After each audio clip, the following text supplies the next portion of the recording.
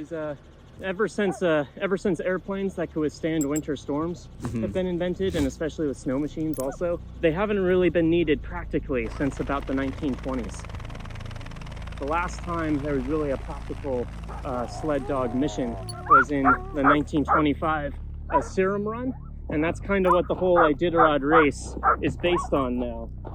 You see, there was a diphtheria outbreak in the town of Nome, and the only medicine was in Anchorage. And it was a bad winter storm that year, so airplanes had just started to become popular in the state, but it couldn't make it through that weather. So the only way to get it up to Nome was by a dog sled relay. I went to SeaWorld as a kid, and we went to an orca show. It left a lasting impression on me, and I found out that you can really see a lot of orcas in Alaska. I've wanted to go to Alaska for years. It's got the mountains and the ocean and orcas and wildlife.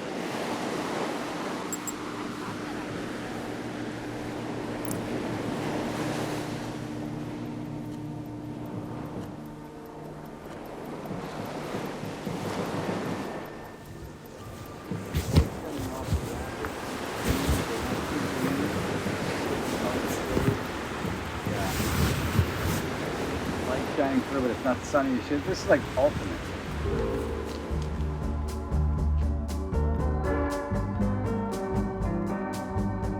The photos just don't do it any justice. You really have to see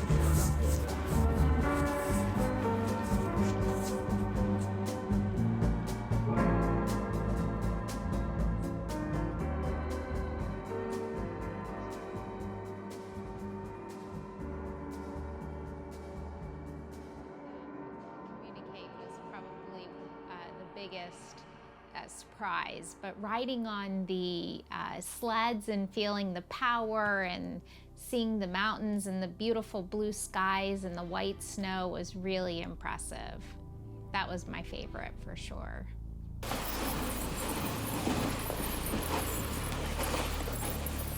So they actually got on the radio, and just local hunters and trappers and miners listened in on their radios for when the medicine was coming into their part of the woods, and they would hook up their teams. They would grab it from the last team that came in and relay it all the way to Nome. And that was over 1,000 miles of mushing.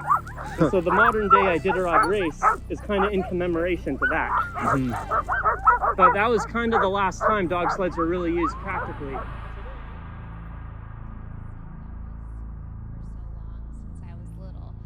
Second favorite, or maybe my tied favorite thing we did, was going on the boat tour out off of Seward, being out there for hours and seeing all the orcas swim together and their little pods. And we got so lucky to have that one orca that popped her head up, and I just accidentally got a snap of her. So it was so exciting.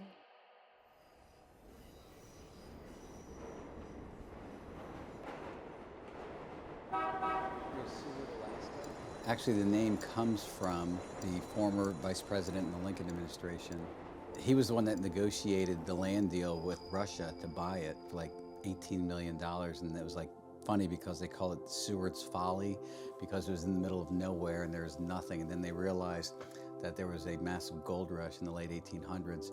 And they're like, oh, it's worth something. And then people started migrating and moving there. So that's why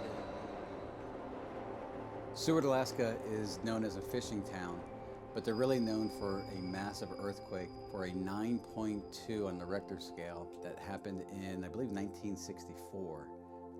When we toured there, we didn't see any sightings or any postings about the earthquake, so it was kind of a shock that there wasn't anything dedicated to it. In the downtown area, it was really just a bunch of old fishing expeditions and a really cute little town.